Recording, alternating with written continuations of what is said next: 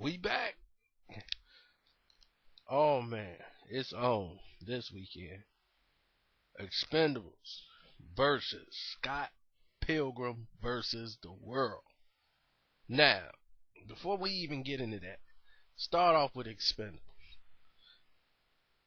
From the moment it starts, you already know what this is. This is what we needed. I don't no more of these intelligent movies that's really good with the plot and we really can't forget all that. This is your escape. This is what you've been waiting for, an old school style to show everybody how to do it, and that's what Sly did. They did it. They showed them this is how you make an action movie. Okay? The plot simple. So what? You've seen it 1,000 times. You don't care about the plot. You keep it simple. Damsel in distress on an island somewhere, nobody speaking English, sending the Americans to blow some shit up, and that's exactly what it was. It was kick ass from the beginning all the way to the ending is best. Even when it got a little like slow, the little one-liners was all 1980s, but it was great because they old school. They can do that. They can drop the one-liners. I thought the meeting with Bruce Willis, Arnold, and Planet Hollywood meeting they had was just great. Those little one-liners, jokes, those was perfect. And Arnold was in the movie about as long as he needed to be, because I don't think physically he should be in any movies at all. He looks almost like the Terminator now. He looks like a skeleton walking around. His frame is just big. Then you got Bruce Willis in it, and any more words out of him, and I probably would have threw up. So he said about enough words as he needed to say. Mickey Rourke, timing was great. The action is badass. Okay, things are blowing up. 50 cows, knives are being used, and there's some scenes in this movie, especially with Jet Li and Jason Statham, when they working together fighting this guy, that made everybody in the theater jump up and start clapping. Now I haven't seen that this year.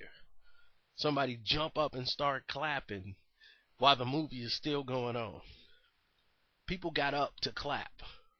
That's how much into this movie people were.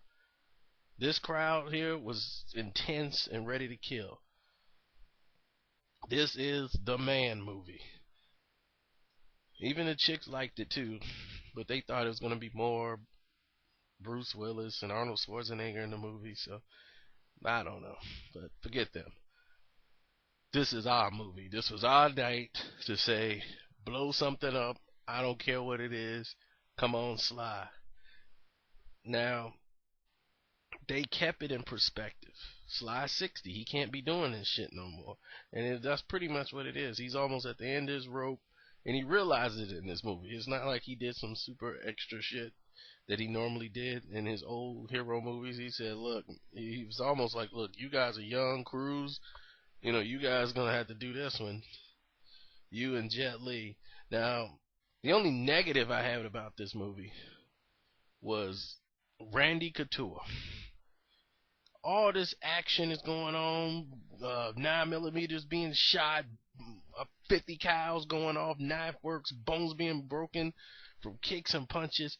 I don't want to see Randy Couture do a takedown and put somebody in an armbar. That's not what I want to see for my money. I mean, if this is an MMA movie, yeah, but there's nothing great about you putting somebody in an armbar, tackling them, and I don't need a slow motion of Randy Couture punching Stone Cold Steve Austin. While it was just like that was it. This is what the slow motion was about, just for that. It's like, oh, you get him out of here. All he's doing is these crazy takedowns that's leading to nothing. I'm like, okay, he tackled the guy and he swirled around him and took him down. Okay, yeah, he's Randy Couture. This is what he does. But nobody wants to see that. I don't want to see anybody trying to do boxing and jab and stuff in an action movie. If it's a boxing movie, yeah, but in an action movie, I don't want to see somebody in there trying to throw a hook and a jab and the other guys bobbing and weaving, they grappling and fighting on the brakes. I don't want to see that in an action movie. Randy Couture should have been shot when the credits was first coming on. He was absolutely not needed in this movie whatsoever. They should have had Dolph Lundgren in there. Lundgren should have blew his head off. That's how they should have had it, and then they could have rolled on with the movie. But they definitely did not need Randy Couture in there fighting Stone Cold Steve Austin. That fight was just unnecessary. But overall, this movie is great. Definitely go check it out. And we roll right into Scott Pilgrim versus the World. And I was sitting there because I saw Scott Pilgrim first, thank God. And they're getting ready to show the midnight show. I got some pull, so I actually saw the real show with the employees of the theater before the midnight show. So, and there's a battle because there are two midnight shows going on between Expendables and Scott Pilgrim.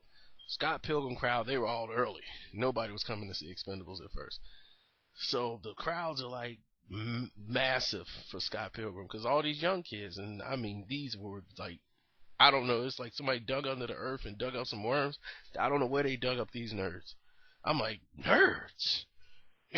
I mean, these are Revenge of the Nerds. I mean, like, they have never been outside before, except to see Kick-Ass or something, or Shaun of the Dead. It's like, I haven't seen you since Shaun of the Dead. And it was like a nerd reunion in there. They were all herding and talk about megahertz, and I'm like, wow, gigabytes, and it was a convention. Then right around when movies start, that's when Expendables fans start coming in and flooding it because it's an older crowd. They ain't in a rush to get somewhere. They come to see the movie, then they go home. These kids, they hang out at the movie theaters and stay. It's like 2, 3 in the morning. They're gonna hang out there and still talk about Scott Pilgrim versus the World because they're young. But let's assess the movie. From the moment it comes on, you see the Universal sign, you see all the special effects. I'm like, whoa, okay. The CGI for this movie is unbelievable. But what I did like was the dialogue. The dialogue is actually pretty funny. Now, as a movie, they fight in Mortal Kombat style. It's kind of what the comic book. But the jokes kind of come quick. And I like the way the editing job and the cutting, how it's done, and how it makes the characters funny. Like, it's very well written. I don't think that they could, like, freestyle this or ad-lib to it and add something to it to make it more funny. They helped Michael Cera play a character outside of himself being a complete loser. And it worked out. Only thing that I didn't like of it was Brandon Routh. The guy who's supposed to be Superman. Why don't he just come out the closet? Because he looked like Jor-El in this white outfit. So I'm like, man, Jor-El, a younger version of Jor-El. I'm like, that's a good Superman movie. They could do a prequel to Superman back in Jor-El days. See what he was doing when he was on the council. So my mind's going somewhere else while Routh is on the screen because he cannot act and he needs to come out the closet. That Zack and Miri makes a porno. Yeah, I think he found his role to play in that one. He needs to just jump right out of that closet. But the Ramona Flowers girl who kept changing her hair through the movie, it was pretty good. This Todd guy that comes out of nowhere. Now, the big surprise is she's not supposed to know there's a 7th boyfriend for her to fight, even though it was marketed 7, so it's not a surprise to us because we're expecting to see 7, but she's not really expecting to see 7. Then one of them is 7, and then he comes back, and she's not supposed to know it, but then she knows it, so it's a little confusing in the movie, especially if you're trying to actually follow this shit. You're like, whoa, wait a minute now, what's going on? Does she know or does she not know it's 7? So it might be an editing thing, like they just said, well, we're going to go in this direction. They left something on the editing room floor and decided to go with something else. But they didn't. They left a scene in there that probably went to a scene that got cut out of the movie. And they went into another direction. It happens. I've seen it in a lot of movies. And on the DVD, I'm tired. DVD commentary, they explain it.